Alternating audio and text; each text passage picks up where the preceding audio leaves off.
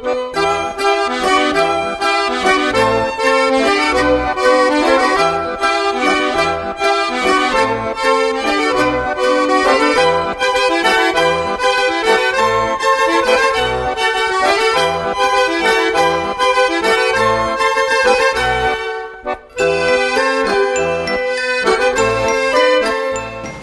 hablo sobre el año 2006 en México, particularmente sobre el caso de la contrainsurgencia hacia la APO en Oaxaca y la otra campaña, más particularmente el caso Atenco, el 3 y 4 de mayo de 2006.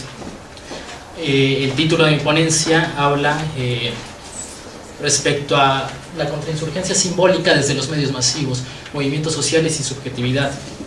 Me interesa mucho dejar en claro que a la política la entiendo como una dimensión en donde también habita la subjetividad como tal, o sea, me interesa indagar en la subjetividad que habita en la política y en lo político que se halla al interior de la dimensión subjetiva. Si discutimos sobre qué es política, tal vez no haya un debate tan amplio, creo que tenemos un tanto de conceptos y significados en común, pero el problema empieza al momento de nombrar a la subjetividad, ¿no? ¿Qué es la subjetividad? Pues bueno, yo voy a leer rápidamente una cita de Emiliano Galende, un psicoanalista argentino muy famoso y renombrado, que me parece la mejor cita que se puede retomar para explicar un poco qué es la subjetividad. Dice Galende: la investigación de la subjetividad consiste básicamente en la interrogación de los sentidos, las significaciones y los valores éticos y morales que produce una determinada cultura, su forma de apropiación por los individuos y la orientación que efectúan sobre sus acciones prácticas. No existe subjetividad que pueda aislarse de la cultura y la vida social, y tampoco existe cultura que pueda aislarse de la subjetividad que la sostiene. Esta mutua determinación, en verdad mutua producción, debe ser nuestro punto de arranque, ya que la subjetividad es cultura singularizada, tanto como la cultura es subjetividad objetivada en los productos de la cultura, las formas de intercambio y las relaciones sociales concretas que la sostienen, pero también en las significaciones y los sentidos que organizan la producción cultural. Entonces, pues, la subjetividad, que es, resumiéndola, los sentidos, valores, significados que un sujeto tiene para leer el mundo, pero no son sentidos y significaciones que solo habiten en la mente o en la cabeza de cada sujeto, sino que son producciones sociales, producciones culturales que se realizan en colectivo. Es así que bueno, yo preguntaría entonces, ¿qué tiene que ver la subjetividad con la política? Yo sostengo, junto con Norbert Lechner, científico social chileno, que la política está habitada de deseos, pasiones y miedos, es decir, la política tiene un fondo subjetivo. Esos deseos, esas pasiones y los miedos son utilizados en el dispositivo de contrainsurgencia, tanto física, en el plano militar, paramilitar y policial, como en el concepto que yo denomino contrainsurgencia simbólica, que es el concepto que vengo desarrollando en mi tesis de maestría en el posgrado de estudios latinoamericanos. Acá partamos de que la política tiene un fondo subjetivo y la subjetividad también tiene una relación evidente con la política. Y aquí entramos en franca relación entre los movimientos sociales y el Estado, que en medio de ellos está un conflicto político, evidentemente. La pregunta que surge es, ¿qué es un movimiento social? Entonces yo lo entiendo más desde lo que aportaría el sociólogo italiano Alberto Melucci, que dice que un movimiento social es un medio, pero también a la vez es un mensaje. Yo digo, es un mensaje que intenta transmitir, ¿qué? Intenta transmitir desde su repertorio de acciones colectivas, intenta y pretende modificar algo del orden instituido como tal, a través de la protesta social. Un movimiento social sacude la polilla de lo instituido y de lo rutinario, crea fisuras en la subjetividad social, en los sentidos, en las significaciones, pone en pausa la vida cotidiana de una sociedad, cuestiona lo instituido, repiensa el presente, a veces reescribe también el pasado y siempre aporta una posible visión de otro futuro. Es un contrarrelato alternativo al relato hegemónico del orden instituido. Un movimiento social vendría siendo como una ventana que, si alguien observa a través de ella, verá otro paisaje distinto al hegemónico.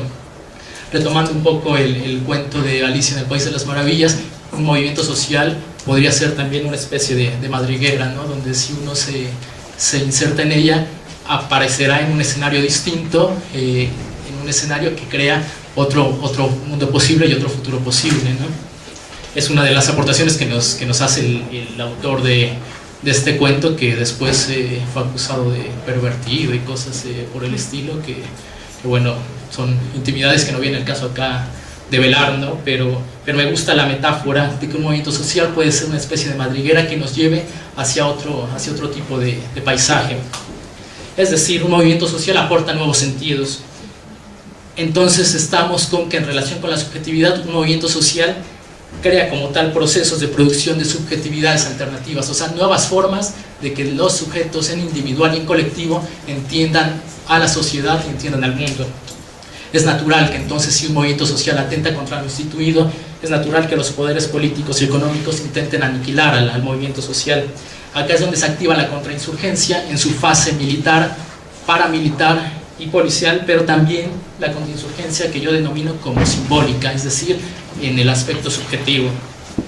La contrainsurgencia simbólica vendría siendo el correlato simbólico de la contrainsurgencia militar. No basta con aniquilar a la insurgencia físicamente y desarticular a un movimiento social, sino que también hay que vilipendiar al sujeto que resiste y hay que criminalizarlo, ¿no?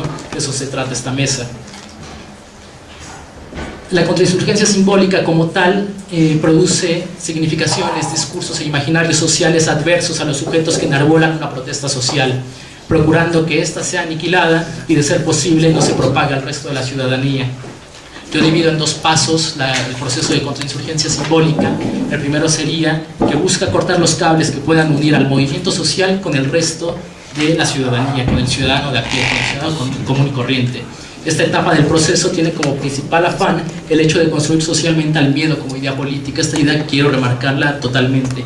Se construye el miedo como idea política con el fin de que el ciudadano no participe ni simpatice con los inconformes. La lógica de la contrainsurgencia simbólica indicaría que si los integrantes de un movimiento social son violentos, entonces hay que temerles y reprimirles. En un segundo paso de este proceso sería el hecho de que intenta crear un consenso en donde diversos sectores de la sociedad legitimen el proceso de represión física hacia el movimiento social. Una vez que se ha inoculado el miedo en las mentes de los sujetos, estos van a intentar avalar que se reprima o se elimine al sujeto u objeto generador de dicha emoción perturbadora. Habiéndose inoculado el miedo, es más fácil que el Estado entonces suele reprimir físicamente. Es decir, la contrainsurgencia simbólica construye socialmente al miedo como idea política, separa a los aliados naturales, a un movimiento social del resto de explotados, lo separa, y luego este proceso es legitimado para que se lleve a cabo la represión física. En Atenco este dispositivo se llevó en 2 días, el 3 y 4 de mayo, en la APO llevó un tanto más de tiempo, unos cuantos meses, ¿no? Ahora me gustaría pasar a la parte mucho más práctica, las diapositivas, analizando un tanto lo que se llevó a cabo primeramente el 3 de mayo en Atenco. Estamos hablando acá, para no extenderme en la síntesis de los movimientos sociales que aquí analizamos, de 2 movimientos sociales lo más radical posible que se pueda tener en la historia más reciente mexicana, ¿no? Por un lado, un movimiento social que, en el caso de la APO, estuvo a 2 segundos de destituir un gobernador, cosa inédita en México. Por el otro lado, Atenco, que era parte de la otra campaña, un movimiento social que decía que iba a acabar con el sistema capitalista y que ibas a aniquilar y hacer cachitos a la clase política burguesa. O sea, no se andaban por las ramas estos 2 movimientos sociales, ¿no? Es obvio que la contrainsurgencia se iba a activar. En el caso de la contrainsurgencia simbólica, ¿cómo se activó? Principalmente mediante las 2 televisoras, Televisa y TV Azteca. La primera imagen podemos ver el 3 de mayo en el noticiario Hechos de la tarde de TV Azteca. Principalmente se mostraba solamente que la violencia provenía de una sola parte de los actores en el conflicto, ¿no? Principalmente, evidentemente, de los inconformes, de la gente del poblado de Atenco, ¿no? Esto se repitió todo el 3 de mayo en TV Azteca. Jamás se transmitió la violencia por parte de las fuerzas represoras del Estado. Esta es la escena que se repitió hasta la náusea y hasta el hartazgo: el policía golpeado por un habitante de Atenco. Esta escena se repitió ese miércoles 3 de mayo, al día siguiente, el jueves, todo el fin de semana, y tanto en Televisa y TV Azteca fue la coartada para legitimar que Atenco era sinónimo de violencia y por lo tanto había que reprimirlos. Esta escena fue el hecho simbólico que sirvió para crear la contrainsurgencia simbólica y posteriormente la contrainsurgencia física, ¿no? En la siguiente escena podemos ver, en estos hechos del 3 de mayo murió lamentablemente el muchacho Javier Cortés, murió víctima de un disparo de arma de fuego de la policía. Pero ¿qué hace y qué dice la gente de TV Azteca y Televisa? Dice, Javier Cortés murió en el enfrentamiento con la policía. Acá se intenta inocular el miedo en la gente y hacer creer que la muerte se vincule con la gente de Atenco, y dicen, murió en un enfrentamiento con la policía, como si en los enfrentamientos ocurrieran cosas, ¿no? La gente muriera y entonces mágicamente apareció un muerto, pero no dicen quién fue el autor de dicha muerte, ¿no? TV Azteca dice, vemos en el cintillo, secuestro de policías, hacen un recuento del día 3 de mayo, secuestro de policías, un hecho atribuible a la gente de Atenco, y abajo, no casualmente dicen, un joven murió en la refriega, no dicen quién fue el asesino de Javier Cortés. Evidentemente intentan vincular y que el televidente vincule el primer hecho que muestran, secuestro de policías, con el segundo, que es la muerte, ¿no? O sea, esto en el imaginario, en la subjetividad, intenta vincular dos hechos criminales totalmente, pero atribuibles según la televisora solamente a la gente que protesta, no solamente a los inconformes. Televisa, si TV Azteca mostró el 3 de mayo solamente la violencia de Atenco, para el día siguiente tanto Televisa como TV Azteca ya van a mostrar la violencia proveniente de las fuerzas del Estado. La idea era, en el 3 de mayo inoculamos el miedo hacia la gente de Atenco, y el 4 de mayo presentamos el castigo hacia los rebeldes, ¿no? Dice en el noticiario Primero Noticias de Televisa, Diane Pérez era la conductora en ese momento, ya vemos en estos momentos el ingreso de los policías, desde el aire el reportero nos tiene información, cerca de 30 policías intentando capturar a un poblador de Atenco que va hasta el frente de la imagen. Esto lo presenta el helicóptero sin mayor pudor. La siguiente imagen, por favor. Aquí vemos cómo están a punto de capturarlo. El helicóptero lo transmite en vivo y en directo totalmente. El día anterior no se transmitió ninguna escena de violencia por parte del Estado, y ahora el día siguiente se transmite sin mayor pudor, ¿no? Aquí vemos cómo por fin un policía lo derriba, y en la siguiente escena cerca de 30 policías para someter a una sola persona, ¿no? Esta violencia ya se expresa en la pantalla de televisión. Lo que se quiere decir en gran sentido es, si protestas, si te involucras en la protesta social, si te rebelas, te va a ir como este sujeto, ¿no? Ya no se tiene pudor desde la televisión para mostrar esto.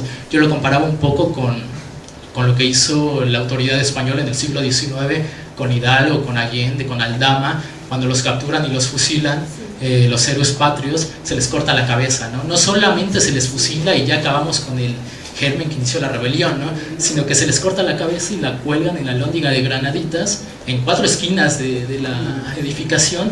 ¿Para qué? Para que sirva como ejemplo para la gente que pase por ahí de qué es lo que le sucede a quien protesta, ¿no? Si antes se colgaban las cabezas, ahora no se hace eso, pero sí se muestra qué es lo que le va a pasar a quien se rebele, se muestra en vivo y en directo en la televisión, ¿no?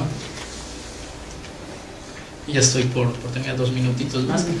La siguiente escena, el reportero, el 4 de mayo, el reportero de Televisa encabeza el operativo.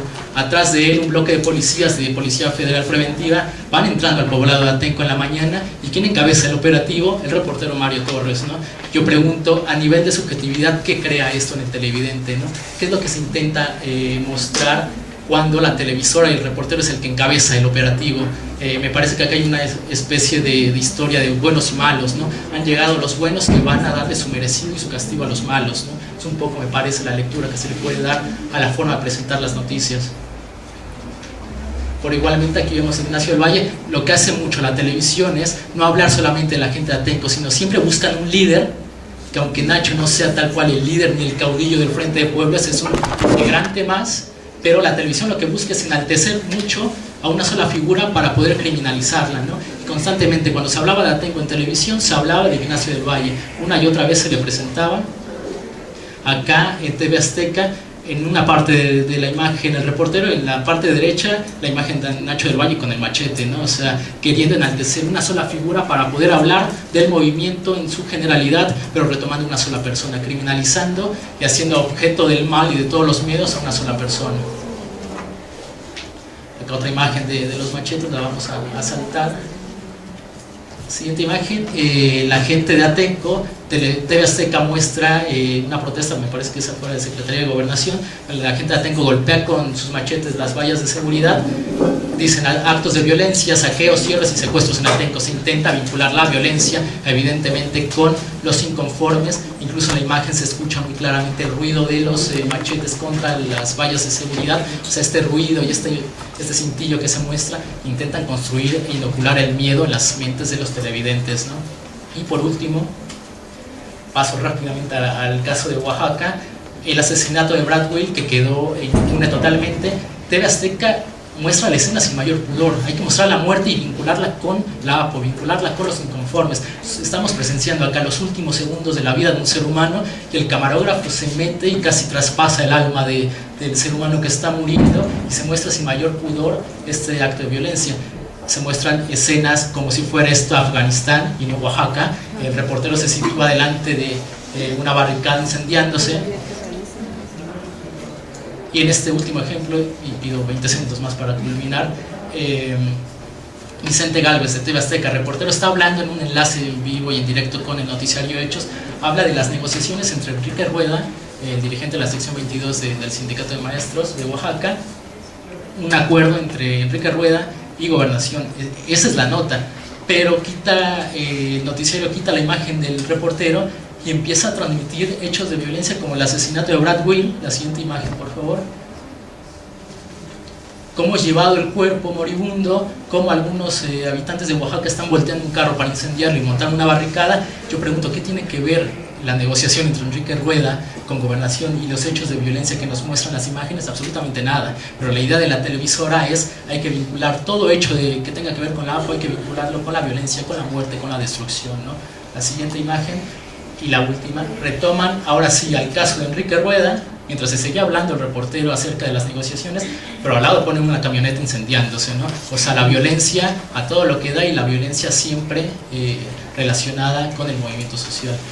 Espero se haya entendido un poco esto tan vertiginoso que dije. Bueno, les agradezco mucho.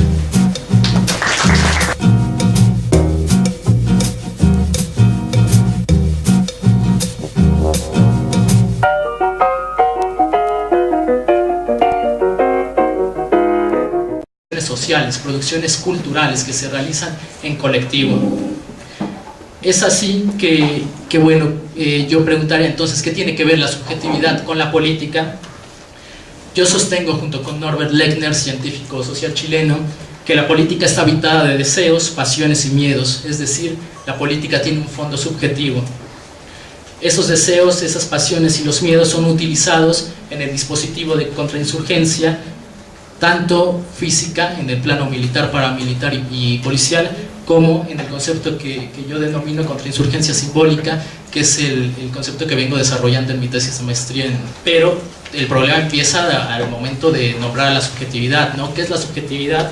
Pues bueno, yo voy a leer rápidamente una cita de Emiliano Galende, un psicoanalista argentino muy famoso y renombrado, que me parece la mejor cita que se puede retomar para explicar un poco qué es la subjetividad. Dice Galende: la investigación de la subjetividad consiste básicamente en la interrogación de los sentidos, las significaciones y los valores éticos y morales que produce una determinada cultura, su forma de apropiación por los individuos y la orientación que efectúan sobre sus acciones prácticas. No existe subjetividad que pueda aislarse de la cultura y la vida social, y tampoco existe cultura que pueda aislarse de la otra campaña, más particularmente el caso Atenco, el 3 y 4 de mayo de 2006.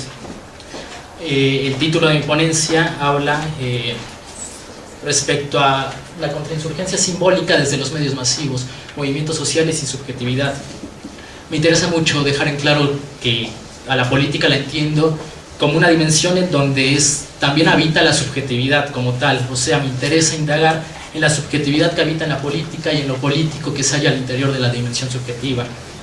Si discutimos sobre qué es política, tal vez no haya un debate tan amplio. Creo que tenemos un tanto de conceptos y significados en común de la subjetividad que la sostiene. Esta mutua determinación, en verdad mutua producción, debe ser nuestro punto de arranque, ya que la subjetividad es cultura singularizada, tanto como la cultura es subjetividad objetivada en los productos de la cultura, las formas de intercambio y las relaciones sociales concretas que la sostienen, pero también en las significaciones y los sentidos que organizan la producción cultural.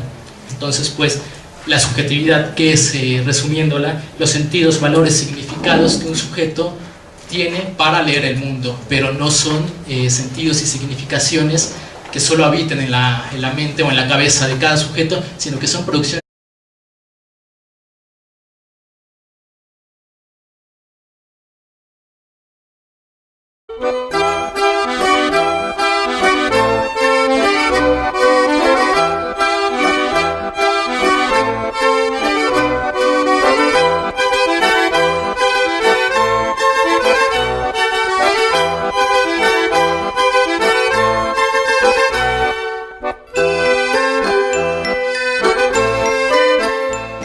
Yo hablo sobre el año 2006 en México, particularmente sobre el caso de la contrainsurgencia hacia la APO en Oaxaca